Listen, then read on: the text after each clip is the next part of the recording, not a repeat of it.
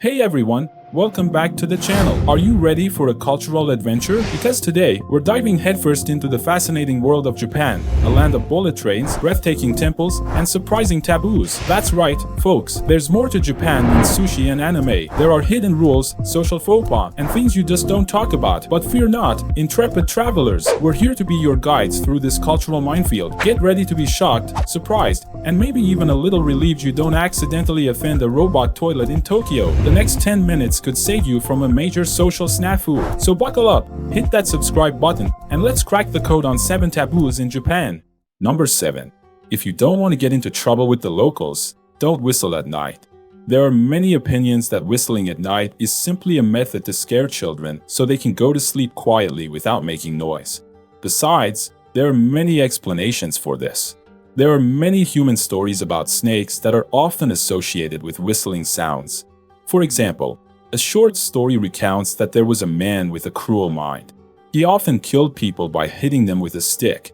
He also killed people with a knife. Snakes are a species that can completely perceive the sound of whistling as if calling them. Therefore, people who train and teach snakes often use whistles to signal them. Japanese also believe that if you play the flute at night, ghosts and demons will come. There is a belief that thieves will come because in the past, thieves used whistles to signal each other. When you whistle, the villagers may mistakenly think that you are one of their accomplices. Number 6. Do not wear shoes into the house. When you wear shoes or slippers inside the house or room, Japanese people will judge you as disrespectful to them. So take off your slippers or shoes in front of the door and instead wear your own pair of slippers indoors. Otherwise, you can wear socks or bare feet. The rule of changing slippers before entering the house has been around for about 2,000 years. Due to the hot and humid weather in the summer, the architecture of traditional houses will often have floors higher than the ground to avoid moisture and allow cool winds to blow below, helping to reduce heat in the house.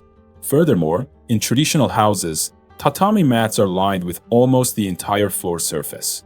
Wearing shoes on a mat will be unhygienic and damage the tatami. In the book, Working Culture with the Japanese, first published in 1984, sociologist Nakani Chi emphasized the importance of internal space called uteronal space called toke. The inside of the house is considered a clean, private place compared to the dusty and chaotic outside. Therefore, most traditional houses have a separate entrance hall between the two spaces, a place to change shoes into slippers. In addition to cleanliness reasons, removing shoes is also considered a sign of respect when entering someone's home or place of business. This way of thinking is no longer so strict in modern life, but many people still pay attention. Therefore, before entering the door, Japanese people often ask the homeowner or business owner to know for sure whether they can comfortably wear outside shoes or not. Number 5. Do not dirty the rice. Japan is a country famous for its harsh rules at the dinner table.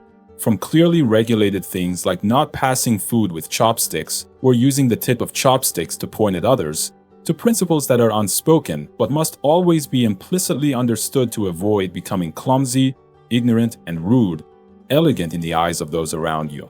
But it doesn't stop there. There are even seemingly normal things that Japanese people notice and quietly evaluate. For example, whether you should pick up food and put it on white rice in a bowl before eating. That's right. You heard right. Just picking food into a bowl or putting food straight into your mouth is enough to make people judge you. It's annoying when you have to pay attention to so many things when eating. So how can you eat well? Yet this trivial issue is very important and has caused the Japanese people to engage in heated debate. One side advocates putting food on rice before eating, while the other side strongly opposes this way of eating, saying it causes the eater to lose points immediately. Putting food on rice is said to dirty the rice and lose the flavor of each dish. That's why most Japanese people hate this. Therefore, if you have the opportunity to dine in Japan, it's best not to put food on top of the rice. Number 4. Do not give up seats to the elderly on the bus. A country famous for its politeness and many noble rules, but has a paradoxical rule of not giving up seats to the elderly. Could it be that the Japanese are just a bunch of fake people? Japanese people don't fake it. They really do it for a good reason. In Japan today, public transportation always has priority compartments for the elderly, pregnant women, children, and people with disabilities. If this row of seats is full, the person coming next will have to stand. Of course, it will be uncomfortable for a young person to see an old person standing on a bus, but they cannot do anything else because the old person himself does not need their help. Giving up your seat is a very normal thing in many parts of the world, but in Japan, this can make them feel insecure. In Japan, people always consider everyone in society to be equal, meaning if you arrive first, you will get a seat. The person who comes after them will stand. No one would complain if, why doesn't a man give up his seat for a woman? Or why don't healthy young people give up their seats to the elderly? When you come to Japan, if you really want to give your seat to someone, stand up, pretend to get off the station, or change to another line. Then the Japanese will sit down comfortably, and they won't have to think about you giving up your seat for them. Number 3. Say no to tips. If you have the opportunity to visit a restaurant in Japan, don't be too surprised if you see the waitstaff running after you to give you your change, even if it's just a few yen. Tipping is not a way to compliment your server. Japanese people believe that when a customer gives them a tip, it means that customer is dissatisfied with the service and wants to say, please try harder next time. Tipping is considered very rude and insulting to the restaurant and the staff working there. The reason is because they value dignity and respect much more than tips. The Japanese believe that you have already paid for a good service, so there is no need to pay extra by tipping. Japan is one of the very few countries in the world that offers a truly spectacular service without any strings attached. However, there are some notable exceptions to this rule, which we will discuss a bit more.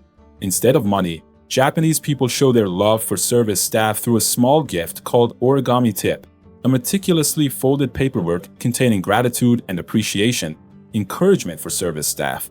Different from the pragmatism of giving thanks with money, this is the beauty of Japanese behavioral culture, full of sincerity and warmth. Regarding money, Japanese people are not greedy and do not evaluate all other values by money. Don't use money to replace what your heart wants to say, because they understand the nature of money, which cannot bring people better and tangible values. Number 2. No tattoos. Many tattoo tourists have encountered culture shock when coming to the land of cherry blossoms, where tattoos are especially stigmatized. They can't even experience what's most famous for tourists in Japan. People with tattoos are banned from most onsen hot springs, sentei public baths, sentei-roken restaurants, traditional boarding house, swimming pool, gym, or even capsule hotel. Tattoos in Japan are associated with the image of Yakuza Japanese mafia. The whole world is familiar with the image of Japanese Yakuza with full-body tattoos through movies or social networks. In addition, tattoos are also stigmatized because they are associated with a disrespected class since the Edo period when criminals were punished with tattoos. During this same period, prostitutes, also known as Yujeo, also got tattoos to show their dedication to serving loyal customers.